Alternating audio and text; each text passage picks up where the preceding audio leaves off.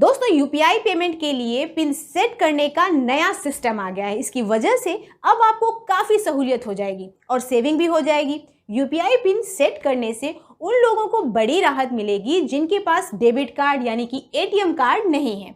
लेकिन बड़ी बात यह है कि इससे उन लोगों को भी फायदा होगा जिनके पास एटीएम कार्ड है। दोस्तों इसके पहले भी हमने बिना एटीएम कार्ड के पिन सेट करने का तरीका बताया था, लेकिन वो जुगाड़ वाला मेथड था। अब खुद एनपीसीआई ने नया तरीका इंट्रोड्यूस किया है। आइए समझते हैं कि यूपीआई पिन सेट करने का तरीका क्या है और इससे आपको कैसे फायदा होगा। नमस्कार दोस्तों, मैं सविता मिश्रा और आप देख रहे हैं चैनल आपका पैसा। दोस्तों अभी तक यूपीआई पेमेंट के रास्ते में सबसे बड़ी रुकावट तब आती थी जब हमें अपने एटीएम कार्ड का डिटेल भरना पड़ता था, क्योंकि हम में से ऐसे बहुत से लोग हैं जिनके पास बैंक अकाउंट तो है लेकिन एटीएम कार्ड नहीं है, या फिर एटीएम कार्ड है लेकिन वो एक्सपायर हो चुका है, या फिर एटीएम कार्ड है और वो एक्सपायर भी नहीं हुआ है लेकिन जब आपको ज़रूरत है तब वो आपके पास नहीं है। और जब ऐसी सिचुएशन आती है तो दिक्कत होती है, क्योंकि अगर एटीएम कार्ड नहीं होगा तो आप यूपीआई पिन सेट नहीं कर सकते हैं और यूपीआई पिन नहीं होगा तो फिर पेमेंट नहीं हो कर पाएंगे। तो आइए देखते हैं कि यूपीआई पिन सेट करने का ये नया तरीका है क्या। दोस्तों यहाँ पर आपको एक बात बता देते हैं कि जिस समय हम इस वीडियो को रिकॉर्ड कर रहे हैं उस वक्त तक किसी यूपीआई ऐप ने इस नए सिस्टम को लागू नहीं किया है, लेकिन जल्द ही सभी यूपीआई ऐप ये फैसिलिटी देने लगेंगे, क्योंकि एनपीसीआई ने इस तरीके को लागू करने के लिए 30 जून 2022 तक का वक्त दिया है। उससे पहले ये फैसिलिटी आपको हर ऐप में मिल जाएगी। इसी एनपीसीआई ने ये भी बताया है कि ये सिस्टम कैसे काम करेगा और हम उसी के आधार पर ये वीडियो बना रहे हैं। आप भी एनपीसीआई के 8 सितंबर 2021 के सर्कुलर में इन स्टेप्स के बारे में पढ़ सकते हैं।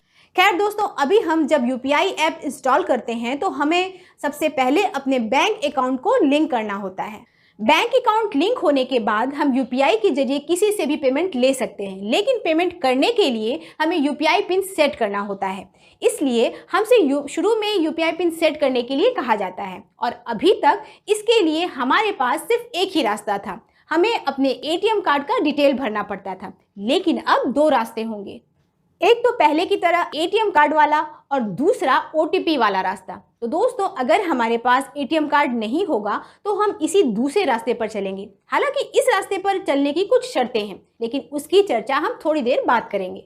जब हम यूपीआई पिन सेट करने के लिए आधार ओटीपी वाला रास्ता चूज करेंगे तो सबसे पहले हमें आधार ओटीपी वेरिफिकेशन के लिए अपनी कंसेंट यानी कि सहमति देनी होगी। इस सहमति के बाद हमें अपने आधार नंबर के आखिरी के 4 अंक भरने होंगे।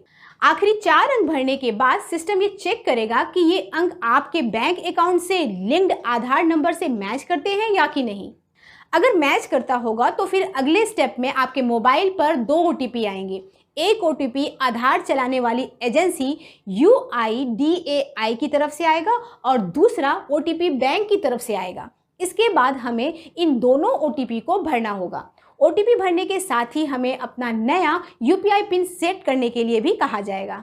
दोस्तों हम अपनी मर्जी से किसी भी नंबर को अपना यूपीआई पिन बना सकते हैं। कुछ बैंक 4 अंक का यूपीआई पिन मांगते हैं तो कुछ 6 अंक का। स्टेट बैंक के अकाउंट होल्डर को 6 अंक का यूपीआई पिन सेट करना होता है, तो आईसीआईसीआई बैंक के अकाउंट होल्डर को 4 डिजिट का यूपीआई पिन सेट करना होता है। कंफर्मेशन के लिए हमें 2 बार यूपीआई पिन भरना होगा और उसके बाद हम सबमिट कर देंगे। अब अगर हमारे दोनों ओटीपी सही होंगे तो फिर हमारा यूपीआई पिन तुरंत सेट हो जाएगा और इसके बाद हम किसी को भी पैसे भेज सकेंगे, दुकान में पेमेंट कर सकेंगे और बिजली और पानी का बिल आसानी से भर सकेंगे।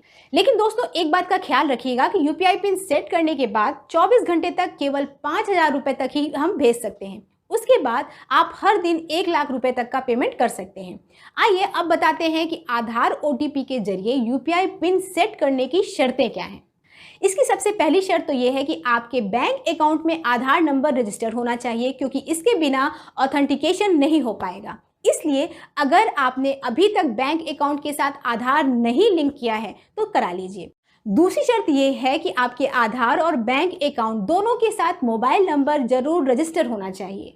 दरअसल दोस्तों अगर बैंक में आपने अपना मोबाइल नंबर नहीं रजिस्टर करवाया होगा तो यूपीआई का यूज़ नहीं कर पाएंगे, और अगर आपने आधार में मोबाइल नंबर नहीं दिया होगा तो फिर ओटीपी कैसे आएगा।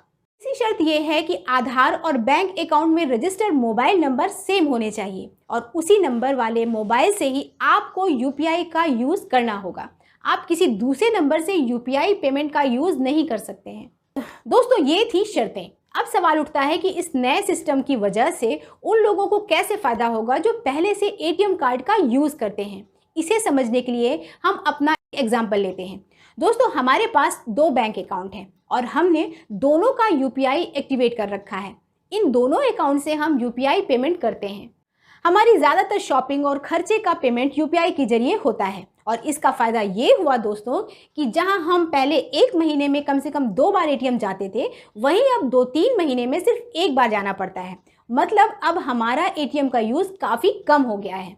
अब तो कभी कभी ऐसा लगता है कि हम बिना एटीएम कार्ड के भी काम चला सकते हैं।